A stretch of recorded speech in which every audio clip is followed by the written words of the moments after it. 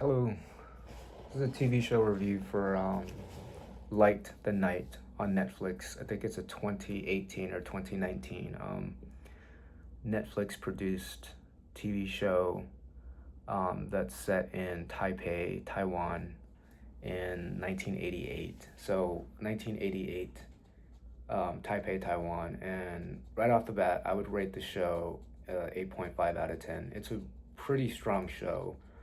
Um, it's essentially a three-season crime slash drama show.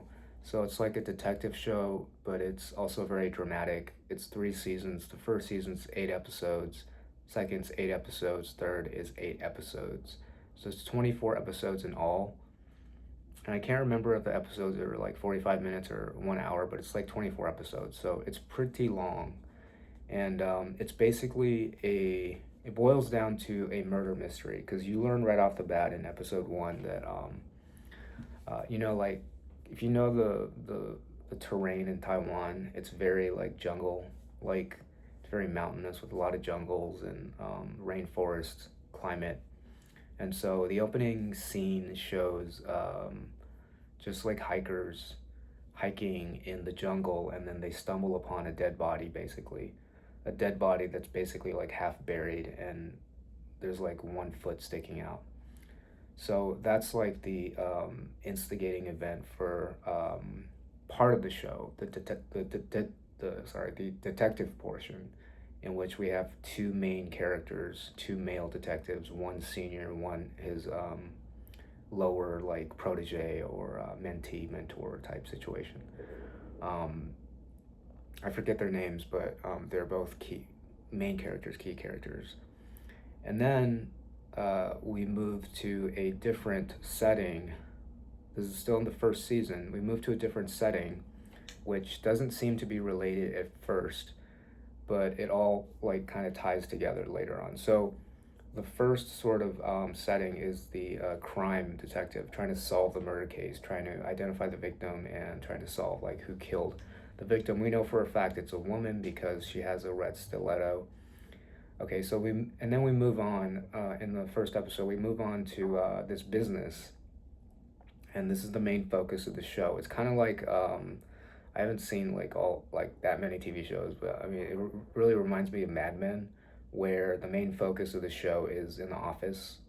So this is where like the second part of the show, Light the Night, is. It's in a business establishment, and I'm sure they have a term for this in Mandarin, definitely in Japanese, most likely in Mandarin, definitely in Taiwanese. They have local dialects there, like Fujianese, Cantonese, etc. But the show is made by Netflix, so the spoken language is Mandarin, standard Mandarin, and then it does have an English dub, but the English dub is definitely not as good as watching standard Mandarin or even with subtitles. I understand like half of it. I can understand half of what they say in the show because um, I have like a fourth or fifth grade Mandarin understanding level. Not particularly a speaking level, but I can understand a lot more than I can speak. It's about the same for me in Spanish. Anyway, the second half of the show, or the second portion of the show, takes place in a business establishment.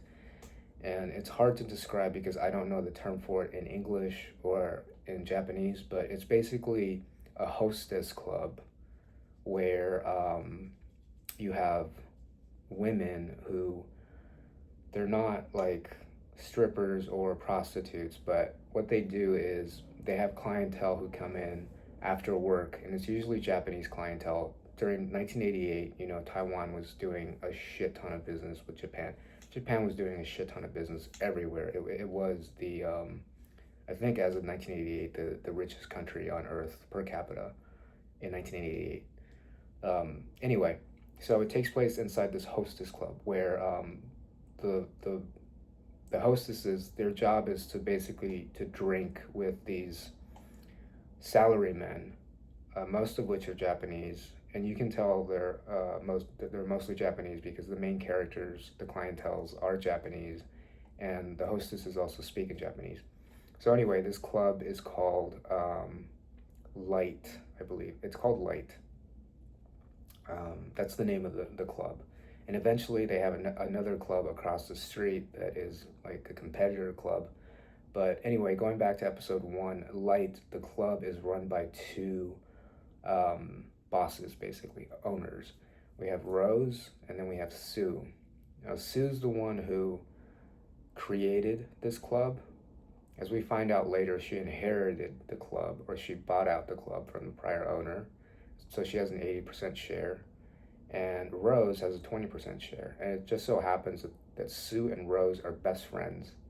They've been best friends since they've been little girls around 12 or 13, and there are flashbacks later on to, I think, the late 1960s when they were like in their 12 or 13 years old.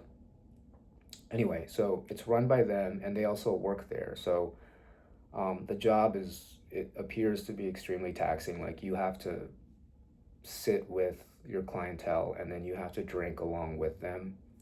As women, alcohol affects women like a lot more so than it does men. So it's a really difficult job. You have to actually like sit there, drink with them, like constantly, like tell them things to flatter them, like, oh, you're so great, you've done such a great job, you look so handsome today, you dress nicely. Anyway, that's what the situation's about. So we have Sue and Rose who are the main characters, and then we also have 3 or 4 other women who work at the club but have no ownership stake. They just work there. And they're all young women except for one who's in her 40s, I believe. It's very obvious because she's an older actor. And so the first season of this show is just about establishing the characters, establishing the sort of environment that the show takes place in, which is mostly at the club. The secondary environment is the police station, because they're not just solving a murder case, they're also trying to crack drug trafficking cases that may or may not involve the club. So because it's a murder mystery, this show makes it very long and drawn out. But because of the way the show is written, I think it's totally worth it. So you don't find out who the victim is until the end of the first season, or the first series, until episode 8, the very end of episode 8. It's only then that you find out who the victim is. And then you don't find out who the killers are until around episode 22 and 23 in the third season. So there's a lot of drama. And what I can say is, without spoiling anything, the victim, it's very obvious. It's established very early on that the victim is one of the women who works at the club Light, because it's established in episode 2 or 3 that one of the owners had bought red stilettos for all the girls to wear on that evening where the murder occurred. So it must have been one of those women. And so when you find out who the victim actually is, it's a big surprise. It's almost out of nowhere. It could be interpreted differently by other people. Like, it's not surprising that this person was the victim because X, Y, and Z, but to me it was extremely surprising. And then towards the end, it's extremely surprising to find out who the killer is. And it's kind of convoluted. So it's a great murder mystery that has a lot of answers to questions that you may have. One of the downsides of the show is, again, the victim isn't revealed until the very last episode of the first season. So the entirety of the first season is character establishment, and is trying to, world building, basically. And some might be put off because it's kind of slow. Going from episode 1 all the way to episode 7, it feels kind of slow, because the main story during that whole period, the main story is a love triangle, or you call it a love pentagon. Basically, 2 girls love guy A, guy B loves one of the girls, and then girl C loves guy B. So it's sort of like a love pentagon of sorts. But it's all done very well. The acting's very good. The writing is very good. Some of the scenes are very memorable and rewatchable and so forth. And so to cap everything off, the show might be a little slow, basically, for some people. It's the first knock. The second knock is there's not a whole lot of comic relief in the show. It's established pretty early on that there's one character. Basically, it's the rookie cop character, sort of stereotype, the fumbling rookie cop. He's kind of established as the only comic relief. There's also a guy who works at the bar who's basically the guy manager of the hostess club, and he's kind of like comic relief, but not really. So the show doesn't really have that much humor, which I always like to have humor and quirkiness and just silliness in the shows I like to watch and stuff. And the show just doesn't really have any of that. However, I think the strong suit of the show is the murder mystery aspect and the sort of like emotional justifications for why the murder occurred, why the cover up happened, and why characters do X, Y, and Z. It's extremely like convoluted, and there's a lot of plot twists in the show. And again, I would emphasize it's extremely surprising to me, like who the victim is when they actually reveal like who the victim is. And as far as the killer, I mean, they give you so many options, because when you find out who the victim is, you realize everybody hated this person, so anybody could be the killer. And so it's kind of like really interesting to see like how the detectives discover who the killer is and also solve the drug mystery. And yeah, it's just really well done. And if you don't pay attention, like I didn't pay attention in the first parts of the show, the second parts of the show, I didn't pay attention. And so when it came to the end, I was like really thrown off. I was really surprised. And even the first reveal of who the victim is, I wasn't really paying that much attention. So I went back and watched episodes 1 and 2. And so this is a show that's really interesting, you know, for you to go back and watch certain episodes if you weren't paying attention. Now, if you are paying attention, if you're paying attention and watching your show like intently, then you'll be rewarded essentially. But it might be a surprise to you, might not be a surprise to you, but it was a super huge surprise to me. Number one, who the victim was. Number two, who the killer was.